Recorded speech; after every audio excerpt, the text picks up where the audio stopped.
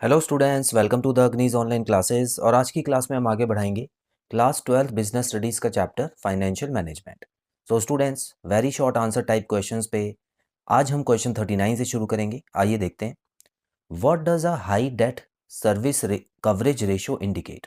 So students, यहाँ पे एक रेशो दी हुई है। देखिए, आपके पास अगर अकाउंट्स है तो आपने उसमें रेशो वाला चैप्टर पढ़ा होगा, तो उसमें आपको इस रेशो के बारे में बताया होगा। हालांकि मैं एक बार और बता देता हूँ इसका मतलब क्या है।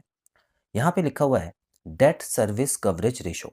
इसका मतलब हम जितना भी डेट लेते हैं स्टूडेंट्स, उसके ऊपर उधार होता है, इंटरेस्ट होता है और डेट का अमाउंट भी होता है। मतलब कंपनी के ऊपर दो तरीके के उधार हो गए, एक तो ओरिजिनल डेट और उसका इंटरेस्ट भी। तो स्टूडेंट्स, यहाँ पर ये रेशो ये इंडिकेट करती है कि कंपनी के पास कितनी क्षमता है उसका उधार चुकाने की। ठीक है, जो भी कंपनी के ऊपर उधार है, अपना उधार चुकाने की कितनी क्षमता है।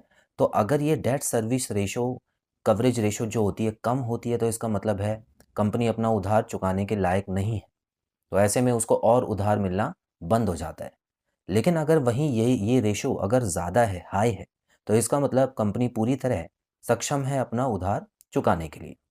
तो स्टूडेंट्स, बस यही आपको आंसर देना है इसमें।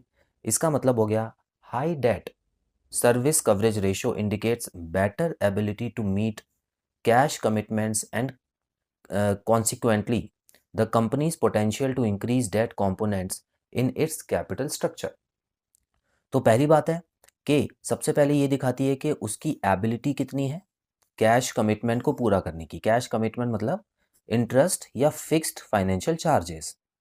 ठीक है, तो किस तरीके से वो अपना इंटरेस्ट वगैरह पूरा करती है, लोगों को पूरा दे देती है, और जिसकी वजह से उसकी इमेज अच्छी होती है और उसको अपना उधार और लेने की क्षमता वहाँ पे मिल जाती है।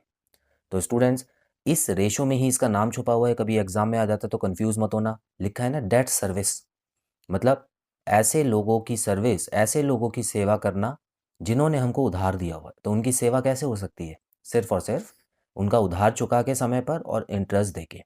ठीक है, चलिए क्वेश्चन नंबर 40 देखेंगे स्टूडेंट्स।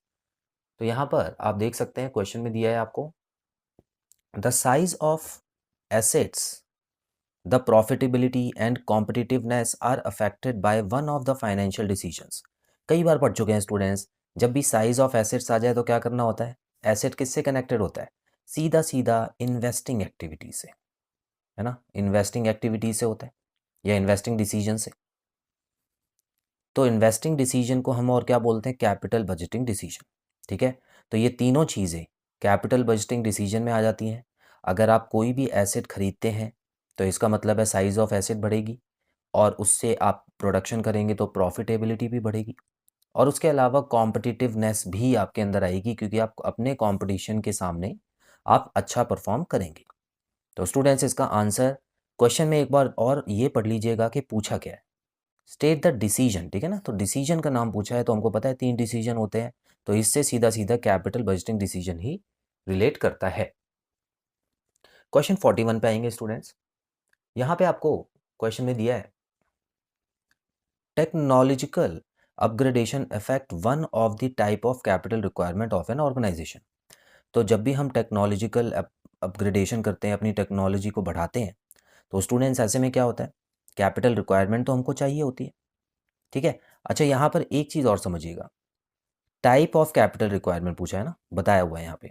अब क्वेश्चन में क्या पूछा है? Identify the type of capital affected with reference to the above statement. तो टाइप ऑफ कैपिटल पूछ लिया है। यहाँ पर जो मेन चीज़ है ना, अब आपको इसको डिसीजन में नहीं ले लेना है। डिसीजन में लेंगे तो आप इसको हो सकता है इन्वेस्टिंग डिसीजन डाल दें, आपका गलत आंसर हो जाए। तो क्वेश्चन में जो पूछा है वही बताना है। तो टाइप ऑफ कैपिटल दो तरह की होती है स्टूडेंट्स, कैपिटल रिक्वायरमेंट। कौन कौन सी? एक फिक्स्ड कैपिटल होती है और एक वर्किंग कैपिटल होती है। हालांकि जब आप टेक्नोलॉजी अपग्रेड करते हो तो स्टूडेंट्स, यहाँ पर सबसे ज़्यादा जो कैपिटल बढ़ती है, फिक्स्ड कैपिटल रिक्वायरमेंट भी बढ़ती है, क्योंकि टेक्नोलॉजी मतलब क्या है? नई मशीन्स हैं, नई सॉफ्टवेयर्स हैं, जो कि फिक्स्ड कैपिटल में आ जाते हैं, आपके काफ़ी दिनों तक चलते हैं। तो इसीलिए इसका आंसर होगा फिक्स्ड कैपिटल रिक्वायरमेंट। ठीक है स्टूडेंट्स, तो इस तरीके से आपको सोच समझ के आंसर देना है। सो आज की क्लास में इतना ही। नई क्लास में मिलेंगे नए क्वेश्चंस के साथ। Till then students, bye bye.